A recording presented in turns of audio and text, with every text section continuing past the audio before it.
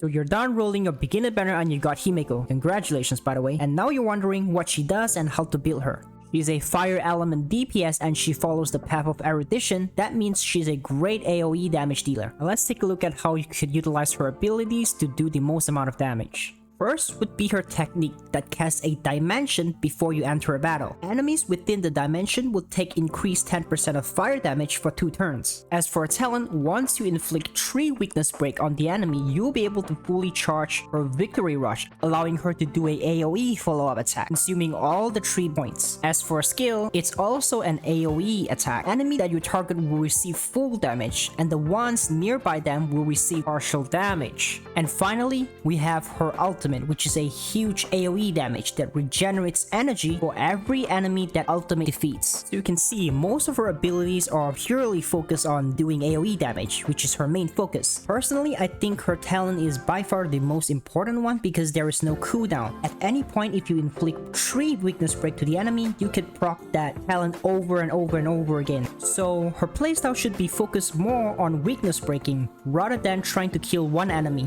And the best way to do it is probably pairing her with another AoE character that focuses on breaking the enemy weakness so you can rock HIMEKO's talent over and over and over again. For me, I would prefer adding Asta to my team because when Asta uses her ability that does AoE damage to enemy, inflicting weakness break, she also adds damage to the whole team for each enemy hit by her ability. So I think that's why she's the best support for HIMEKO. And Asta's Lightcone also adds damage to HIMEKO because Asta is a fire element. When you have this Lightcone, any DPS or any ally that has the same element with you will receive increased damage, which work really well with HIMEKO. As for HIMEKO's Lightcone, you could go for the Birth of the Self if you want to focus more on follow-up attacks, or you could go with any other erudition Lightcone because they all add damage as well. For the traces, as always, you have to upgrade all skill, the ultimate, the talent, all equally important besides the basic attack. Do it as you wish. So for a bonus ability, you need to upgrade Starfire first before you upgrade Magma. Because of the recent buff, Starfire now is able to inflict burn with all HIMEKO's attack, including basic attack, skill, and ultimate. She used to be only able to inflict burn with her basic attack,